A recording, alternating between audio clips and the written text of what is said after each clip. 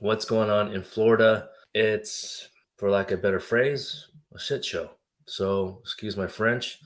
It's very unfortunate that one of the states in America has done something like this. Other states like Texas, Arizona have done something smaller extent, I guess you can say, less impactful. This is a serious concern, okay, folks? So, of course, I don't want to, there's plenty of attorneys already talked about this, what's going on in Florida. But if you are an employer, you really have to make sure you know what you're doing. You need to speak with an employment attorney and also immigration attorney that have understand these bills, these laws. It's not a bill anymore. A bill is a proposal. Now it's a law that's taking effect on July 1st of this year. So that's why we're talking about now. Been wanting to talk about this for a couple weeks, but just got a little behind. The thing is, especially for employers, okay, there's always this talk with e-verify. It's basically an electronic online way that companies are required to verify a person's work authorization. Is it going to be a good system? Who knows? Government systems tend to be a little bit wonky, but when it comes to e-verify currently through the ICE SEVA system for like OPT, for example, I've always been told it's inaccurate. It works. So, but who knows how accurate it will be on a state level for Florida. So even if whether it's accurate system or verified or not, I don't know how they're going to do that, because yeah, it's going to be quite interesting to see if there's a way to connect Florida system to the U.S. government. So not sure exactly how that work, but for those who own a company, maybe you're entrepreneur, and of course, whether you have status or not, that's not the point. It's really about companies having to verify the work authorization for the workers. Okay, so based on the text of the law that I found so far, and I'll have another video and goes in more detailed. I can share my screen and all that. But as far as I read, if you have a company that's you have over 25 employees, this is when you need to verify your employee's work authorization. Of course, I'm here to answer any questions in the meantime, but I do want to share an alert, basically a red alert, that you gotta be complying with this law, okay, whether we like it or not. And it states on they call it the Florida Department of Economic Opportunity. Well, apparently that agency will be responsible to enforce the e-verify requirement, and there's pretty harsh financial penalty for employers who fail to use the e-verify. Okay, they'll be fined $1,000 a day. And for workers, it'll be a felony to use a false ID to get a job. How will they know if a company is not complying with this law? Okay, number one, for me, I think it de-incentivize, is that a word? De-incentivize a company from even putting a person on payroll, okay, on legitimate payroll, which of course you need to follow the law. But because when you put someone on legitimate payroll, I can speak because I'm an employer myself, is at least with Texas, I have to update, our HR has to update the state of Texas every time someone new is hired, right? Or if any time someone is no longer on the team, no longer employee, we have to reduce that number. So that's one way they can know. So for anyone who's always saying, who thinks and has a mindset like, how will they know? Just assume the Florida government will know. You definitely don't want to be in a situation where you're having to pay penalties. Are there ways to think outside the box? Probably. There's probably other ways to get around it, but legally, of course, while still complying with all the laws and telling the government how many people you have on staff, things like that. There's probably other ways around it, but you need to contact an employment lawyer in Florida so you get more accurate information. Okay, but the key number here is if you have 25 or more employees, you do have to comply with the e-verify starting July 1st.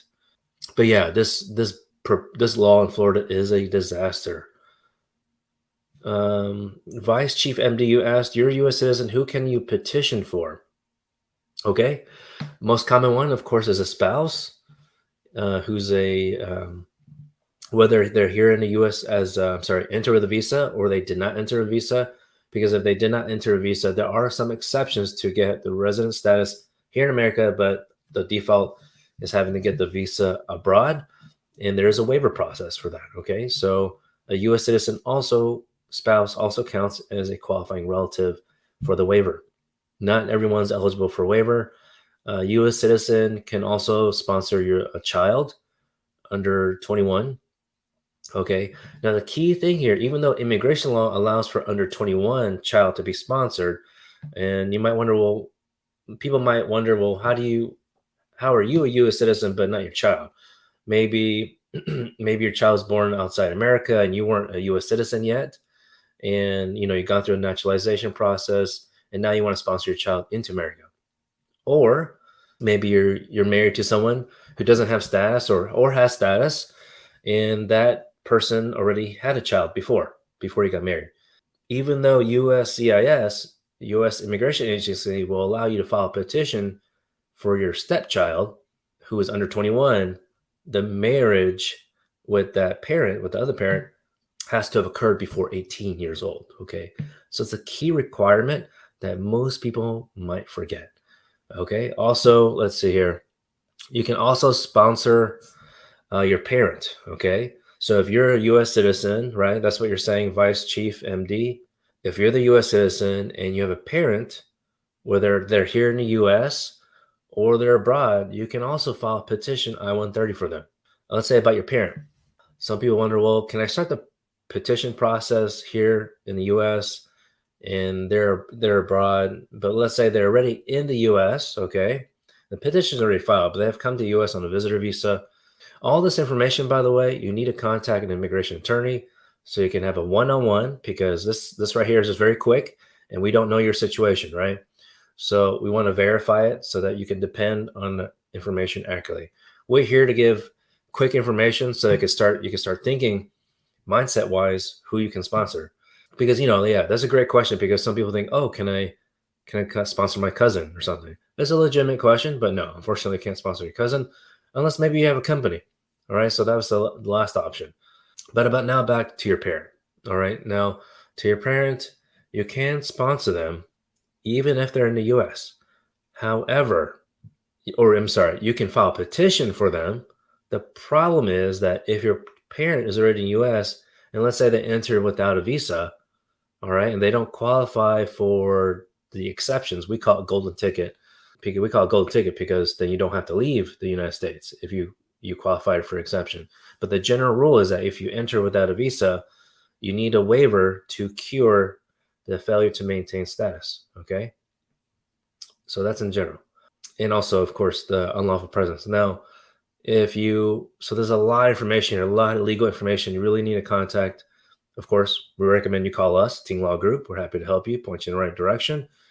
But there's two main things, at least with parents, that you need to know, because we want to prevent a situation where you file a petition and then come to find out you can't do the next step, right? So the next step, if your parent entered without a visa, again, a lot of folks are now being able to apply because maybe your parent, quote unquote, brought you to the U.S. or you came later on into the U.S.